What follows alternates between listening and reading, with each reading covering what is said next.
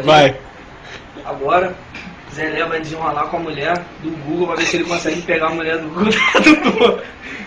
Fala, Zé, fala com a mulher. Fala com ela, o que você quer, cara? Eu quero sair com você, posso sair com você?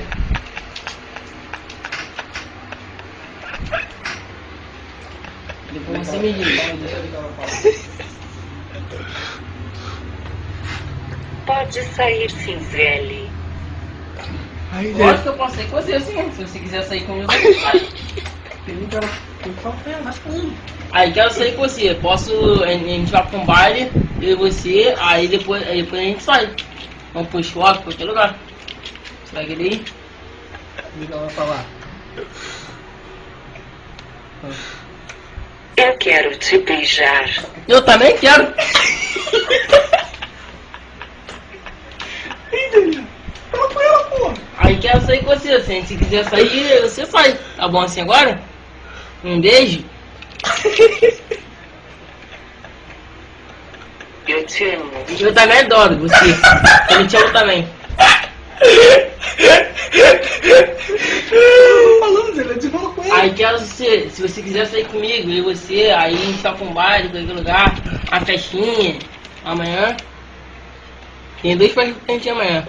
Se você quiser ir. Quero ser sua namorada. Também tá bom. Eu quero ser seu namorado também. Também tá bom então. E você sai. Se você quiser sair comigo. Tá falando, Zé. Aí quero sair com você, se você quiser sair comigo. Eu vou pra festinha e você. Aí vocês vão sair aqui. Bora?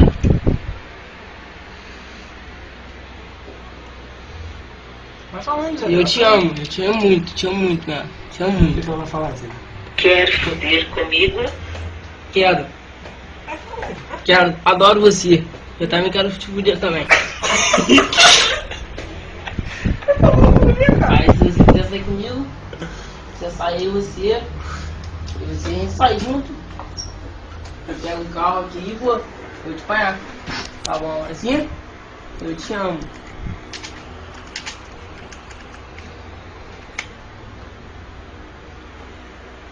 Você virgem é? Perguntou se é virgem. Lógico que não. Você é o que, Zé? Eu sou africano.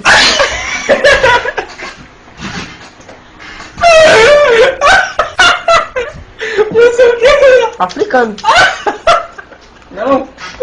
Olha, desenrola com ela, cara. Se você quiser sair comigo, Mano, eu já falei o que você é. Já falou isso.